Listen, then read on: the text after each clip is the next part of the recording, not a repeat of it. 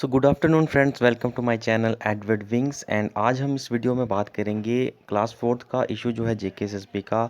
बहुत पुराना इशू जो है वो चला आ रहा है, अभी भी जो है ये इशू लिटिगेशंस में फंसा हुआ है। एंड इसका फ्यूचर क्या रहने वाला है, इसके बारे में कहना जो है वो अभी बिल्कुल नामुमकिन है, क्योंकि किसी भी तरफ जो है ये केस जा सकता है। ग्रेजुएट्स के हक़ में फ़ैसला आ सकता है, अंडर ग्रेजुएट्स के हक़ में फ़ैसला आ सकता है, या इवन एग्ज़ाम क्रैश भी हो सकता है, क्योंकि डाउट्स जो हैं इसमें वो काफ़ी ज़्यादा जो है डाउट्स इसमें क्रिएट दिन ब दिन जो है वो होते जा रहे हैं, और नई नई सच्चाइयाँ, नई नई फैक्ट्स जो हैं वो सामने आ रहे हैं।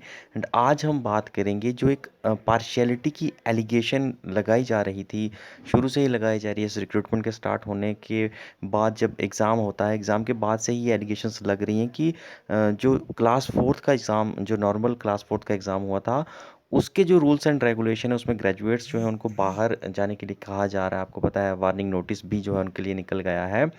लेकिन पार्शियलिटी का एलिगेशन जो है वो लगाई जा रही है कि सिर्फ इसी रिक्रूटमेंट, इसी पर्टिकुलर रिक्रूटमेंट जो है 8500 पोस्ट की, इसी के ऊपर ही क्यों स्ट्रिक्ट रूल्स जो हैं इम्पोज किए जा रहे हैं।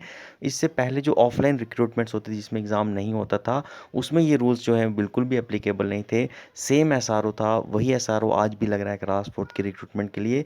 लेकिन तब इतने स्ट्रिक्ट रूल क्यों नहीं लगाए गए, तब क्यों ग्रेजुएट्स जो हैं उनको जॉब दिए गए जो कि आज जॉब सिक्योरली कर रहे हैं। और इवन एग्ज़ाम होने के बाद, एग्ज़ाम सिस्टम जब से स्टार्ट हुआ है, तब भी पार्शियलिटी लगाई जा रही है कि जो बाकी क्लास फोर्थ के एग्ज़ाम रहे हैं, चाहे वो माइग्रेंट्स का पर्टिकुलर अगर हम देखें तो माइग्रेंट्स के जो क्लास फोर्थ की पोस्ट थी उनकी रिक्रूटमेंट बिल्कुल ही अलग तरीके से करवाई गई। सेम एसआरओ वहाँ पर भी लगता था, सेम एसआरओ यहाँ पर भी लगता था, लेकिन उनके ऊपर जो रिस्ट्रिक्शंस है बिल्कुल भी नहीं लगाई गई। एंड क्लास फोर्थ की जो दूसरी रिक्रूटमेंट है इसके ऊपर क्यों इतनी ज़्यादा रेस्ट्रिक्शन लगाई जा रही हैं। ये बच्चों की ये एलिगेशंस हैं जेकेएसएसबी के ऊपर, कितनी सच्चाई है कितनी सच्चाई नहीं है इसके बारे में हम नहीं कह सकते। लेकिन एक और चीज़ जो है आजकल मीडिया में सर्कुलेट हो रही है जो कि इस एलिगेशन को प्रूव भी कर रही है। कितनी ऑथेंटिक है वो प्रूफ, इतना तो हमें पता नहीं है, या कितना वो फेक भी हो सकता है, इसके बारे में अभी हम ऑथेंटिक नहीं कहेंगे। लेकिन अगर ये चीज़ सही है जो मैं आपको दिखाऊंगा, अगर ये चीज़ सच में सही है तो बिल्कुल, अगर फिर ये चीज़ सच है तो जेकेएसएसबी जो है वो बहुत ही गलत काम जो है वो कर रही है। जेकेएसएसबी की कम्युनिकेशन गैप है, गैट से, या क्या इशू है ये पता नहीं है। लेकिन अगर सच में ऐसी बात है तो बिल्कुल जेकेएसएसबी जो है गलत चीज़ कर रही है। तो आइए देखते हैं है क्या प्रॉब्लम, जो क्या क्या प्रॉब्लम जो है, क्या इशू जो है वो आजकल जो सर्कुलेट हो रहा है जो कि इन एलिगेशंस को प्रूव करता है। तो आपको पता है कि क्लास फोर्थ की जो पोस्टें आती हैं 8500 प्लस पोस्टें जो जब एडवर्टाइज होती हैं, तो हर कोई क्लास फोर्थ के फॉर्म भरने के लिए पोर्टल जो है उसको खोलता ज़रूर है, चाहे वो ग्रेजुएट हो, चाहे वो पोस्ट ग्रेजुएट है, चाहे वो ट्वेल्थ पास हो, क्योंकि मिनिमम जो है आपको पता है टेंथ यहाँ पर थी, तो इलेवंथ ट्वेल्थ एंड इसके ऑनवर्ड हर कोई पोर्टल खोलता है, हर कोई अप्लाई करने की कोशिश करता है। लेकिन प्रॉब्लम कहाँ पर आती है, जब वो डिटेल्स भरने के बाद जब एक ऑप्शन आता है वहाँ पर कि do you possess higher qualification than 12+2, तो वहाँ पर जब येस क्लिक करते हैं इस 8500 रिक्रूट पोस्ट की रिक्रूटमेंट पे, तो वहाँ पर आ जाता था कि यू आर नॉट एलिजिबल। और वहाँ से जो है जितने भी ग्रेजुएट्स थे उनके मन में भी डाउट क्रिएट हुआ, और काफ़ी सारे ग्रेजुएट्स ने ये फॉर्म भरा ही नहीं। तो जब यू आर नॉट एलिजिबल आता था तो वहाँ पर काफ़ी सारे ग्रेजुएट्स हैं जिनके दिल में डाउट गया, और काफ़ी बच्चों ने फॉर्म भरा भी नहीं। जिन्होंने भरा उन्होंने अलग एजम्पशन करके भरा अकॉर्डिंग टू देम। लेकिन अब जो एक चीज़ सामने आ रही है, ये एक पेज जो है वो सर्कुलेट हो रहा है मीडिया पे इन दिनों में, ये माइग्रेंट्स की जो पोस्ट है ये क्लेम किया जा रहा है। कितना सच है कितना झूठ है ये तो नहीं पता, लेकिन ये क्लेम किया जा रहा है कि जब माइग्रेंट्स की पोस्टें आई थी क्लास फोर्थ की, तब जो फॉर्म भरने हो रहा था उसका जो है ऐसा पैटर्न था। और इसमें अगर आप ये जो नीचे जाएंगे जहाँ पर वेदर ग्रेजुएट और नॉट लिखा हुआ था, यहाँ पर जहाँ पर हमें नॉर्मली येस करने पर जो है वो वहाँ पर नॉट एलिजिबल आ जाता था, यहाँ पर माइग्रेंट्स की पोस्ट पर येस करने पर किसी भी तरह का कोई ऐसा नोटिफिकेशन नहीं आ रहा था जिसमें कि यू आर नॉट एलिजिबल बताया जाए। इवन ग्रेजुएट कहने के बाद आपको ग्रेजुएशन की डिटेल्स जो है वहाँ पर भरनी थी, एंड ग्रेजुएशन की डिटेल भरने के बाद आप प्रोसीड कर सकते थे, और आसानी से आपने, हर किसी ने फॉर्म भरा है माइग्रेंट्स की पोस्ट में, चाहे वो ग्रेजुएट था चाहे वो नहीं था।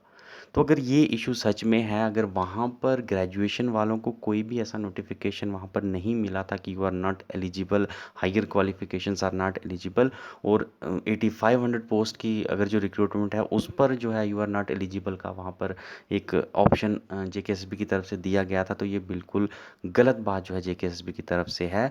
अब ये सही है या नहीं है, ये जेकेएसएसबी ज़रूर आई थिंक प्रेस रिलीज़ के द्वारा जो है ये बताएगी। लेकिन क्योंकि काफ़ी सारे बच्चे जो हैं वो इवन हाई कोर्ट में भी उन्होंने ये सबूत पेश किया है जो कल की हेयरिंग थी, तो फेक होने के चांसेस इसके बड़े कम लग रहे हैं। लेकिन बिल्कुल देखिए, माइग्रेंट्स की पोस्टें जो थी उसमें और भी काफ़ी चीज़ें जो हैं वो गलत की गई जो कि इस रिक्रूटमेंट में नहीं थी। अगर आप देखोगे तो ये चीज़ जो है ये तो सबसे बड़ी चीज़ है, ये तो सबसे सामने सामने अगर आप देखोगे तो बिल्कुल भेदभाव जो है वो किया जा रहा है माइग्रेंट्स की पोस्टों, सेम एसआरओ एंड ये जो 8500 पोस्टें थी सेम एसआरओ, और अगर वहाँ पर यू आर नॉट एलिजिबल का ऑप्शन जो है आपको नहीं देखने को मिला तो यहाँ पर क्यों देखने को मिला। एंड इसके बाद एक चीज़ और भी है कि जब माइग्रेंट्स की क्लास फोर्थ की डीवी की डेट जो है पहले आई थी, आपको पता है ऑनलाइन डीवी की डेट थी, वहाँ पर कोई भी एफिडेविट उनसे नहीं मांगा गया था, एफिडेविट बिल्कुल भी नहीं मांगा गया, सिंपल उनसे डॉक्यूमेंट मांगे गए और उन्होंने जाकर जो है वो करवाई भी है। बाद में जब क्लास फोर्थ का जो इशू हुआ 8500 पोस्ट पर जब एफिडेविट मांगा गया, तो इस मसले को जब ट्रिपल एस में हाईलाइट किया गया सुमित पुरी के द्वारा, एंड बाकी भी लोगों ने कहा कि माइग्रेंट्स के लिए आपने नहीं मांगा है अगर एफिडेविट, तो हमसे क्यों एफिडेविट मांगा जा रहा है। उसके बाद एक सेपरेट नोटिफिकेशन जो है जेकेएसबी निकालती है, एंड देन जो है वहाँ से वो एफिडेविट जो है बाद में सप्लीमेंट्री जो है उनसे एफिडेविट मांगा जाता है। आखिर पहले उनसे एफिडेविट क्यों नहीं मांगा गया। अगर आप सेम रूल एप्लीकेबल करना चाहते हैं तो पहले उनसे भी एफिडेविट जो है वो आपको मांगना चाहिए था, क्योंकि रूल्स अगर हैं एक ही सेम एसआरओ है तो सबके लिए रूल्स जो हैं वो बराबर होने चाहिए। और अब वार्निंग नोटिस जो है वो सिंपल पोस्ट पर वार्निंग नोटिस तक आ गया है ग्रेजुएट्स को, तो अगर सेम ही एसआरओ है, सेम रूल्स हैं, तो माइग्रेंट्स की पोस्ट पर जो है वो एसआरओ अभी तक वार्निंग नोटिस क्यों नहीं आया। मुझे समझ नहीं आता, अगर रूल्स जो हैं वो नहीं ग्रेजुएट्स को अलाउ करते तो वार्निंग नोटिस लास्ट टाइम पर क्यों दिया जा रहा है। क्या ये यही वार्निंग नोटिस जो है ये एग्ज़ाम के वक्त भी दिया जा सकता था या डीवी से पहले भी दिया जा सकता था।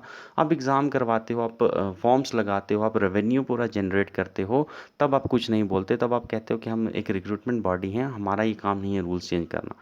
और उसके बाद डीवी जब डीवी की बारी आती है तो आप डीवी के लिए भी अलाउ कर देते हो, एंड जब आपकी सिलेक्शन की बारी आती है तब आप रूल्स गिनाना शुरू कर देते हो। तो ये गलत बात भी है कहीं न कहीं। अगर रूल्स हैं तो उनको जल्दी फॉलो करना चाहिए, ताकि ये प्रोसेस जो इतनी कॉम्प्लिकेटेड हो गई है, आज आपको पता है ये लिटिगेशंस के दौर में है, एंड किसी को सच में पता नहीं है कि ये प्रोसेस अभी 1 साल लंबी चलनी है, 2 साल लंबी चलनी है, क्वैश भी हो सकती है। ये सब किस चीज़ों की वजह से हो रहा है। ये जो मिसअंडरस्टैंडिंग एंड मिसकम्युनिकेशन जो था जेकेएसएसबी का बच्चों के खिलाफ, उसी की वजह से जो है ये सब चीज़ें हो रही हैं। अगर एग्ज़ाम टाइम में ही आप बच्चों को कह देते कि ग्रेजुएट्स जो हैं वो नहीं एग्ज़ाम दें, उनकी सिलेक्शन नहीं होगी, तो शायद वो एग्ज़ाम नहीं भी देते, या उनके लिए तब एक वार्निंग नोटिस निकाल देते आप कि अगर वो एग्ज़ाम में बैठेंगे तो उनके लिए जो है ये पनिशमेंट वगैरह होगी।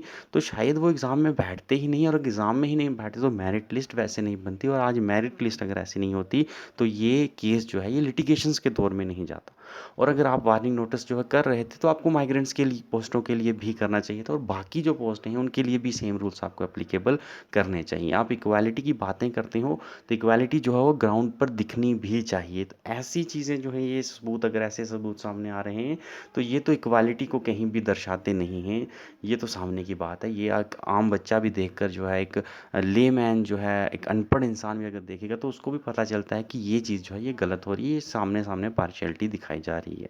तो जेकेएसएसबी को ज़रूर प्रेस रिलीज़ के थ्रू सामने आना चाहिए, और अगर ये फैक्ट है, अगर ये ऑथेंटिक है, अगर ये सही चीज़ है, तो इसके बारे में ज़रूर इनको जवाब देना चाहिए कि यहाँ पर अगर इनको एलिजिबिलिटी का ऑप्शन नहीं आ रहा है तो 8500 पोस्ट की रिक्रूटमेंट पर क्यों एलिजिबिलिटी का नोटिस जो है वहाँ पर आ रहा था।